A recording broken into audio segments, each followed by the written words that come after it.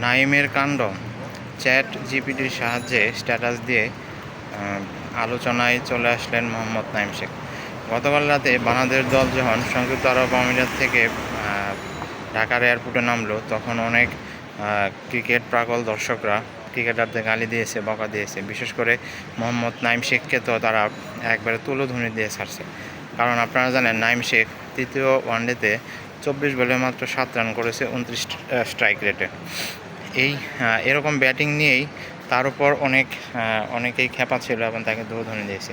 তিনি ঢাকায় আসার পরেই ফেসবুকে একটা স্ট্যাটাস দিয়েছে, এটা নিয়ে অনেক তুলকালাম হয়ে গেছে এবং তারা নাইম শেখকে আঙুল দিয়ে বলছে যে তিনি যে যত বড় স্ট্যাটাস লিখছেন 182 ওয়ার্ডে, তার ততগুলো ওয়ানডেতে কোনো রানই হয়নি।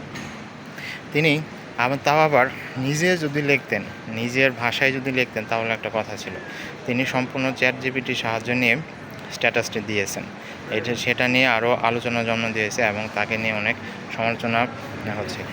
একজন ক্রিকেটারের খারাপ লাগতেই পারে, খারাপ লাগে, ফেসবুকে স্ট্যাটাস দিতেই পারে, কিন্তু তাই বলে চ্যাট জিপিটির সাহায্য নিয়ে নিজের ভাষায় কিছু না লিখে দিবে, এটা তো আরও বিতর্কের জন্য দিয়েছে।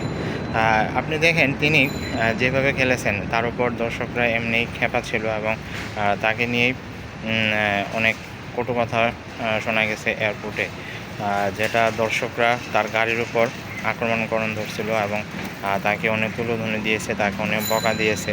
এটা নিয়ে হয়তো তিনি ফেসবুকে স্ট্যাটাসটি দিয়েছিল, কিন্তু তার স্ট্যাটাসের শুরুতেই ছিল যে আমরা দেশের জন্য খেলি, দেশের জন্য আমরা সর্বোচ্চ চেষ্টা করে দিয়ে খেলি, কিন্তু কখনও খেলতে পারি, কখনও খেলতে পারি না, এরকমভাবে শুরু করেছিল এবং লাস্টে আরও অনেক কথাই বলেছে। কিন্তু তিনি যেভাবে ব্যাট করেছে, তিনি কি আসলে দেশের জন্য খেলেছে? এবং তিনি স্ট্যাটাসটি দিয়ে আরও হাসির পাত্র হয়ে গেছে। হাসির পাত্র হয়ে তিনি সবার রোষানলে পড়ে গেছে। ইভেন তিনি দেখেন আপনি যে তিনি যেভাবে ব্যাট করেছে দলের আরও বিপর্যয় এনেছিল। একজন ওপেনিং ব্যাটসম্যান হিসেবে তিনি যেভাবে ব্যাট করেছেন সেটা সবার দৃষ্টিকটু হয়েছে এবং সবাই এতে অনেক সমালোচনা করেছে তার। কিন্তু তিনি যদি আরেকটু মেরে খেলতেন, আরও একটু ভালো মতো খেলতেন, তাহলে হয়তো তার এরকম হতো না। কিন্তু তিনি এরকম হয়ে যে তার সবার রোষানলের মধ্যেই পড়ে গেছে। আপনি খেয়াল করলে দেখবেন যে একজন ক্রিকেটার তার সমালোচনা হলে তিনি জবাব দিবেন ব্যাটে, কিন্তু তিনি দেশে ফিরে ফেসবুকে স্ট্যাটাস দিয়ে তার বলেছে যে তিনি দর্শকদের কাছ থেকে ভালোবাসা চান, কোনো পান না, কোনো সমালোচনা চান না, কোনো মন্দ কথা, কটু কথা চান না। কিন্তু দর্শকরা, বাংলাদেশ তো ক্রিকেটের আবেগের সাথে মিশে আছে, তারা যে কোনো সময় ক্রিকেটারদের সমালোচনা করতে পারে, এটাকে ইতিবাচক হিসেবে নিতে হবে। কারণ ক্রিকেটটা বাংলাদেশের মানুষের সাথে এক ওতপ্রোতভাবে জড়িয়ে গিয়েছে।